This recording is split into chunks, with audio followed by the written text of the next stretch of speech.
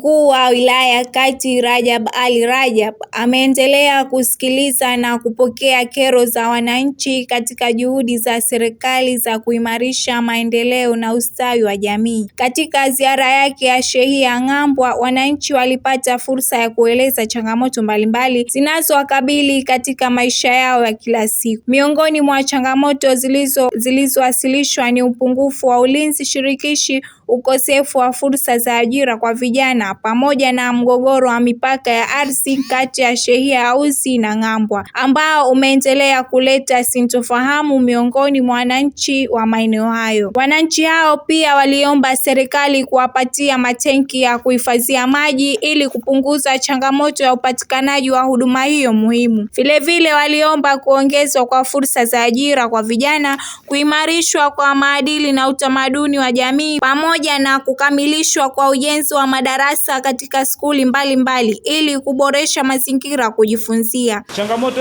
ya kwanza, huu ulinzi shirikishi. Mkuu wa wilaya kwamba katika wananchi hawa ambayo tunawasaidia kazi katika ndani ya shehia zetu, lakini kuna watu ambao wanapata manufaa ya hichi kitu kinachoitwa wizi. Watu kama hawa ambao wezi wakiiba, basi wanakuwa wanawauzia yale mazao walioyaiba, kama vile tuseme nazi. Je, mkuu wa wilaya, watu kama hawa tuwafanye nini? Changamoto ya kwanza, huu ulinzi shirikishi. Mkuu wa wilaya kwamba katika wananchi hawa ambayo tunawasaidia kazi katika ndani ya shehia zetu, lakini kuna watu ambao wanapata manufaa ya hichi kitu kinachoitwa wizi. Watu kama hawa ambao wezi wakiiba, basi wanakuwa wanawauzia yale mazao walioyaiba, kama vile tuseme nazi. Je, mkuu wa wilaya, watu kama hawa tuwafanye nini? Hilo la kwanza. La pili, changamoto ya pili kwamba katika kijiji chetu tunahangaika mambo mbalimbali kuhusu maendeleo kama ujenzi wa skuli, mambo mbalimbali. Sasa hii tunatarajia kwamba tupate manufaa ya yale maendeleo yenyewe, hafuna pale zinapokuja fursa mbalimbali ili wale watu wetu nao wapate, kama zinakuja ajira, mambo mbalimbali. Lakini kuna mambo yanatupa uchungu wakati mwingine. Kama zinakuja ajira hako kwetu, wakati mwingine inakuja kama njia ya kupitia tu. Wanatoka watu nje, kunaonekana huku pengine inawezekana fursa hiko, wakishapata ile ajira kama ujalimu na nini, baada muda kidogo wale watu wanaondoka, tunabaki na yale matatizo. Kwa hivyo na hili tunahitajia tufanye utaratibu, kama wapo wale wazawa walepo hapa ipatafute utaratibu wale wazawa wapate ajira kwa ajili ya sisi kama tunavyohangaika kwamba watoto wetu wapate manufaa ili na wao wanufaike. Mimi na changamoto mbili hapa kwetu. Kijiji cha Ng'ambwa ni shehia, na hii imekatwa mipaka kutokana na nafikiri serikali kuu, sio sie. Lakini changamoto ndio kuwepo hivi sasa hapa, kuna mgongano baina ya shehia ya Uzi na Ng'ambwa. Baada ya kukatwa mpaka, kuna maeneo yanaanisha kwa eneo ya Ng'ambwa kiutawala, ina maana yatakuwa katika utawala wa Ng'ambwa, lakini utendaji wake sasa hivi hauko Ng'ambwa, uko Uzi. Na hili swala lishafikia pabaya, kwa sababu kama tuna maeneo sasa hivi Mchangamle uko kote mpaka sehemu kubwa tuko ni sehemu ya Ng'ambwa, lakini yoyote unakuja mgeni ama kunakuwa na ratiba yote inapitia Uzi na inafikia Uzi. Watu wanatoka kukaa Dago, wanatoka Bumbwini, wanaomba shehia ya Uzi, huku sio hatuna habari. Je, ili kitokea jambo lolote la maafa alaumiwe nani? Shehia ya Ng'ambwa au shehia ya Uzi? La kwanza, tuna matenki ya maji katika shehia zetu ambazo kuna baadhi yamewekwa na waheshimiwa wa majimbo. Kama la kwetu sisi tulikiwa na mheshimiwa Mimina, lakini sasa hivi ni bovu. Yaani chini ya kama hili ni tenki, hapa ndipo ambapo limetoboka. Kwa hiyo ukipiga maji ukae pale pale dakika 2 uzime. Ukisema nachelewesha, maji yanamwagika. Yako mawili ambayo nafahamu mimi kwa sasa. Kwa hiyo tunaomba ufumbuzi tupatiwe matenki hayo hapo, kwa sababu kama tazima umeme muda huo maji hatuna. Ni hili jambo ambalo changamoto ya ulimwengu mzima, fursa kwa vijana. yani fursa ya ajira kwa vijana. Shehia yetu ya Ng'ambwa ina vijana wengi zaidi ya 300. Hawa wote wamo ambao wana elimu za kufika chuo, wapo waliomaliza form 2, wapo wa form 4, lakini wote hawana ajira. Kundi kubwa la vijana lipo mtaani kuanzia asubuhi mpaka jioni. Hawajui wafanye nini. Elimu zao walizonazo hawajui watazitumia vipi. Mpaka muda mwingine vijana wanakata tamaa, wanaona bora asingesoma. Yani alokuwa hajasoma anamiliki vitu, lakini yeye alosoma hana chochote, anaishia kubaki mtaani. Wafanyabiashara wa skuli wanatakiwa wapime mara 2 na pesa ni nyingi. Kwa hiyo kama kiongozi tunakuomba uwafikishie wenzio, mlizungumze hili swala, kwa sababu kutoka huku mpaka tukafika Migombani tunapima 60,000 na miezi 6 unatakiwa ukapime tena. Kwa hiyo hicho ndo kilio changu. Mheshimiwa, katika jumla ya masuala ya kibinadamu ni furaha. Katika jumla ya mambo ya kibinadamu ni furaha. Sasa hapa kwetu kumezuka mtindo, zinapokuja ngoma, kuna watu wanakunja nguo inaweza ikaekwa kifuani, mtu kama alivyozaliwa na mama yake. Hii si swala la maadili. Pana watoto wakubwa, anafundisha nini mtu kama yule? Anafundisha nini? Maana kwamba tuvae nguo tunastiri hali zetu. Sasa unapokunja nguo ukaweka kifuani, ile lengo la nguo halipatikani. Sababu ngoma hili lisimamiwe, kwa sababu kila mara linajirudia. Ikisha tunasema maadili. Maadili yanapatikana wapi katika hali hiyo? Na nitajikita katika skuli yetu kule mlopita mwanzo, skuli ya maandalizi Ng'ambwa. Skuli ya maandalizi Ng'ambwa pale tuna changamoto moja, ingawa sio kubwa sana, lakini kadri siku zinavyokwenda mbele inatuasiri. Ile skuli mwanzo ilipojengwa pale ilikuwa ni skuli ya jamii. Kwa hivyo ilijengwa katika mjengo wa kizamani. Hata ile mabanda yake ni madogo. Sasa wananchi kwa jitihada zao wamejenga mabanda mengine 2 na ofisi moja ambayo yapo katika hatua ya kupiga mkanda na kupandisha tofali 2 tu basi na kuwezeka. Na tatizo nalokuja kwamba ile skuli inatumika kama ni kituo cha serikali, yani zile shughuli za kiserikali zinapotokezea kile ndo kituo kinachokuwa kinatumika. Sasa wakati mwingine skuli za shughuli za kiserikali zinatokezea hali ya kwamba na wale watoto wanakuwa wanasoma.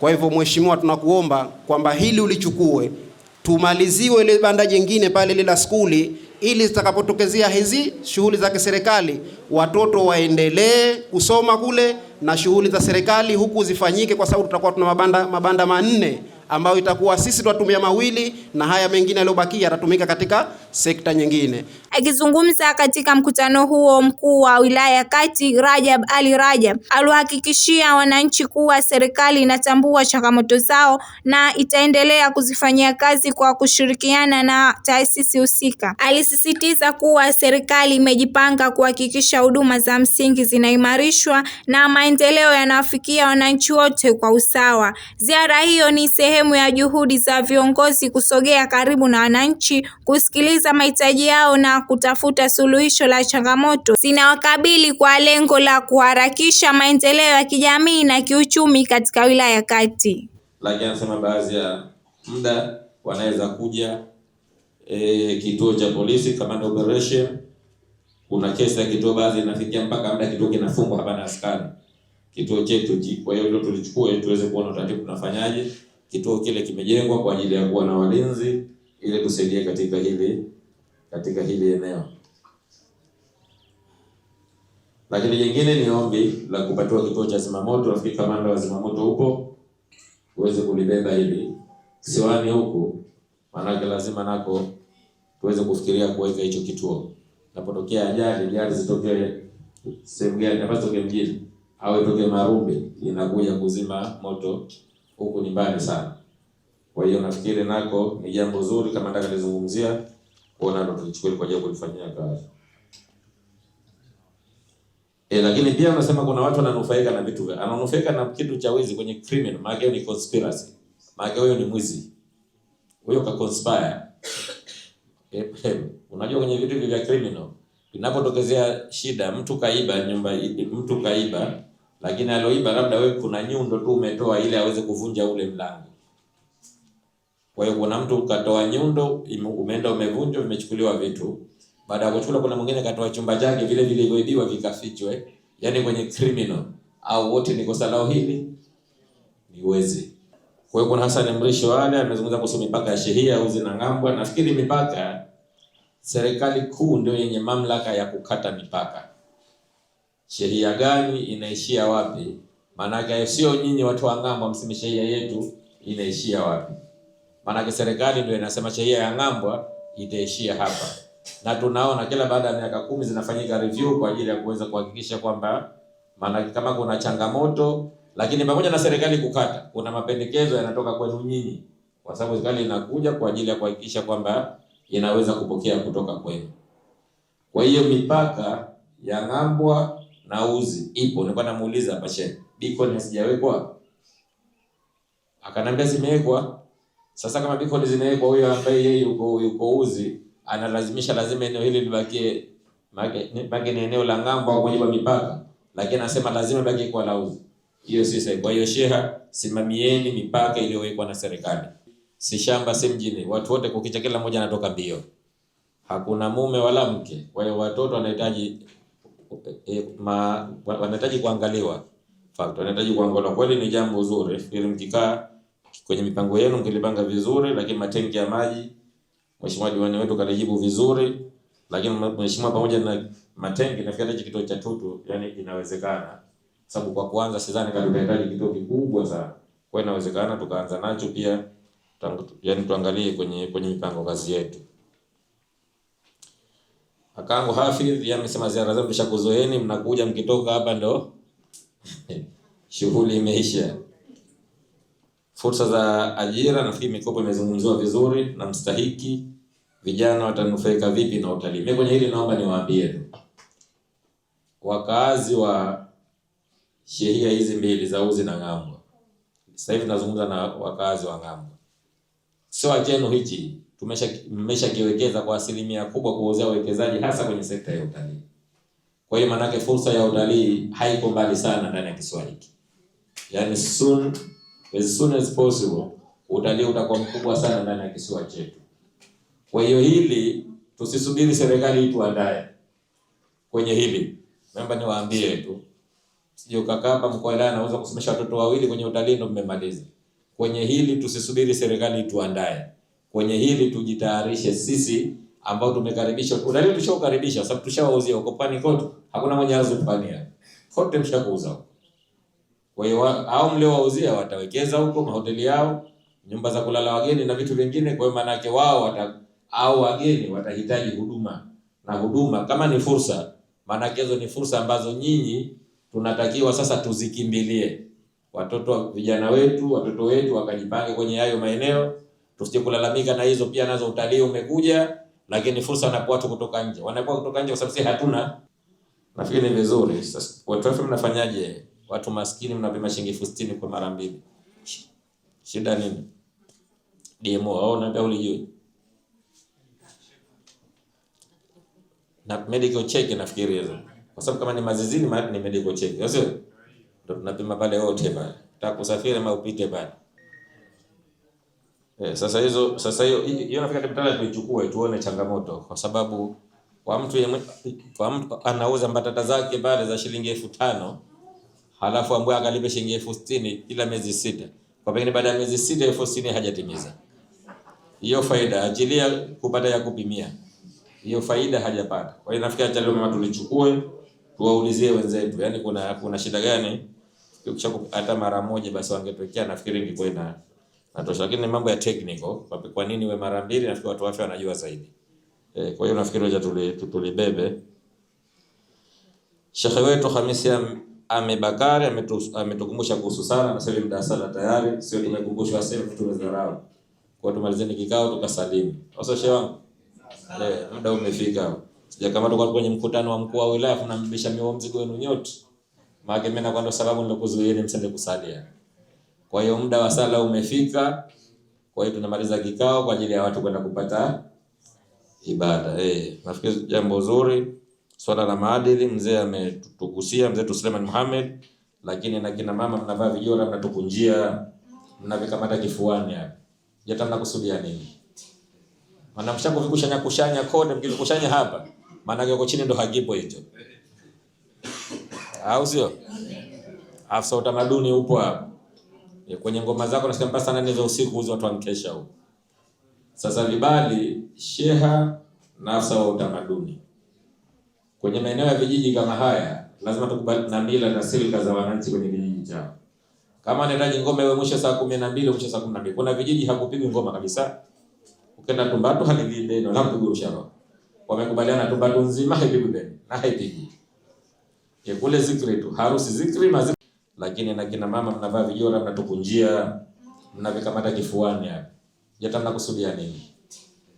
Maana mshango vikushanya kote, mkikushanya hapa, maana yuko chini ndo hakipo hicho. Au sio? Afisa utamaduni upo hapa. Kwenye ngoma zako nasikia mpaka saa 4 za usiku uzo watu wankesha huko. Sasa vibali sheha na afisa wa utamaduni. Kwenye maeneo ya vijiji kama haya, lazima tukubali na mila na silika za wananchi kwenye vijiji chao. Kama anahitaji ngoma iwe mwisho saa 12, mwisho saa 12. Kuna vijiji hakupigwi ngoma kabisa. Ukenda Tumbatu halipigwi beno, hampigwi usharo. Fere nalo pia ni jambo jema. Sikuwa hili nitejenga, lakini nalo tunalichukua na jago yake utapata. Tutapita tukaione, list tuione, afu baadaye tuweze kuona tunafanyaje ili tuweze kusaidiana mawazo, tunafanyaje ili jambo liweze.